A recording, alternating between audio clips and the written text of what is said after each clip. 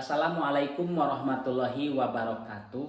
Ngawaler kana pertarosan di Teh Titin anu isina teh pertarosana kieu. Kang kumaha abdi teu damang udur. Padahal abdi teh atos ka dokter malihan sanes sakali dua kali. Namung panyawat abdi masih keneh aya. Kadang abdi sok aya sabar, kadang sok teu sabar ku eta panyawat. Kanggo waranana teh masalah teu sabarna da urang anu ngaraoskeun panyawat teh tangtos aya sabar aya teu sabar. Namung salah sawios solusi benernya urang nalitenan pidawuh Allah da ari Gusti Allah mah anu maha adil, maha bijaksana sagala rupina.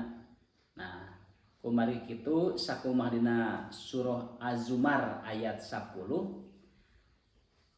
Innama yuwaffas sabiruna ajrahum bighairi hisab. Jalmi anu salabar mah dicukupi dipenuhi ku Gusti Allah ganjaranana tanpa hitungan. Janten upami ditelaah dina teu damang eta sadayana bae sanes teteh bae nya sadaya. Penting pisan diupayakeun kajeun kumaha carana supaya urang tiasa sabar. Teteh contohna atos ka dokter alhamdulillah tos maksimal. Ayeuna pengen teh acan aya widi ti Gusti urang kedah sehat. Nah, sadayana bae salasna sanes teteh bae masing abdi ge sami. Nah, alhamdulillah teh tah eta ku ayana urang tiasa sasarengan sanos ngalangkungan media sosial aya solusi ti papada rencang urang kadang ti karabat urang. Nah, contohna ayeuna urang tiasa patepang peinten di ngalangkungan media sosial. Mudah-mudahan ieu salah satu bentuk solusi anu isina nu paling tepat dina Al-Qur'an surah Az-Zumar ayat 10 nu tadi. Jadi jalmi anu sabar mah ku Gusti Allah bakal dicukupi dipenuhi ganjaranana tanpa hitungan ku seueur-seueurna. Upami ku urang diteliti hoyong urang murag dosa, hoyong urang ngurangan dosa teh sesah. Ayeuna urang teu damang teras sabar nya disobarna teh maka ku Allah dipurageun dosana teh dikeureuyeun. Kumaha durasi urang sabarna sabaraha mingon sanes hartos urang hoyong teu damang namun dina teu damang teh ageng hikmahna. Cek ningali lahiriah duniawi mah urang asa diruksaknya, tapi naudzubillah min dzalik pada hakikatna mah ketika seseorang diuji ku Allah teu damang atanapi naon bae nu sifatna cek rasa urang asa kirang memuaskan. Padahal pada hakikatna mah hikmah dibalik eta kajantenan teh anu kalintang ageungna kanggo urang. Malihan dina salah sawios keterangan hadis riwayat Imam Muslim Kangjeng Nabi ngadawuhkeun ma min muslimin yusibuhu adan min maradin fama siwahu ila hatallahu bihi sayiatihi kama tahutu syajaratu waraqaha.